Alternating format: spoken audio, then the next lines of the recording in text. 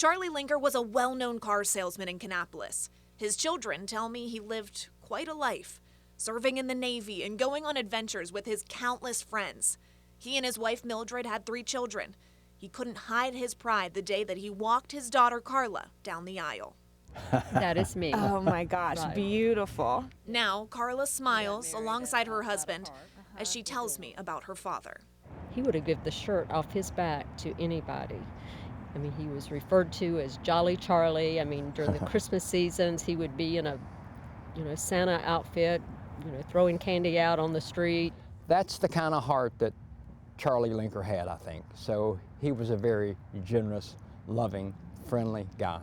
On the evening of December 20th, 1988, his son found Charlie Linker stabbed to death at his business on South Cannon Boulevard. He was 62 years old. His watch and the diamond ring he was awarded for being a top salesman, pictured here, gone. There's been a lot of leads, a lot of different people talked to, interviewed, polygraphed, evidence sent off to the lab back in the 80s. Kannapolis Police Sergeant Alex Quigley worked on this case as a detective and now oversees detectives in the Criminal Investigation Division. He says they've been able to talk with people who were around in 1988 and might be able to help. I mean, these were people that were never interviewed back in the 80s, and we're asking about 30-year-old details. Sergeant Quigley says they've also done their own comprehensive review of all the evidence. It's kind of brought it back into the forefront with some new leads to follow, but we're still just not there to the point of making an arrest. While they have some momentum, there are also challenges with the 34-year-old case. Quigley says one of the biggest being DNA.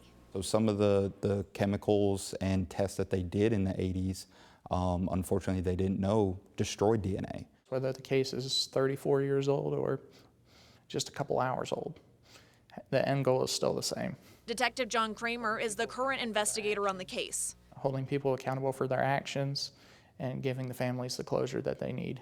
That interview with Detective Kramer was in October. We followed up with him in early December, after his first meeting with Charlie Linker's daughters.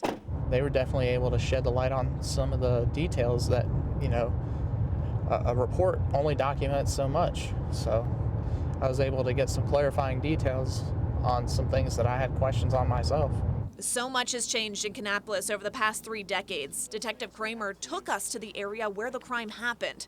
He says the address of the auto exchange has changed, making it difficult to visualize what the scene looked like that night. It's so vastly different than it was 34 years ago that it's not like you have a scene you can go back and kind of recreate exactly what happened. Carla Wilson and her husband tell me Christmas was her father's favorite time of year. And since he passed so close to it, the holidays have never been easy. But they say they are cautiously optimistic that sharing these memories again will help bring new light to the case. It's like a book with the last chapter missing. I know having closure sometimes might be painful because we have no idea who did this.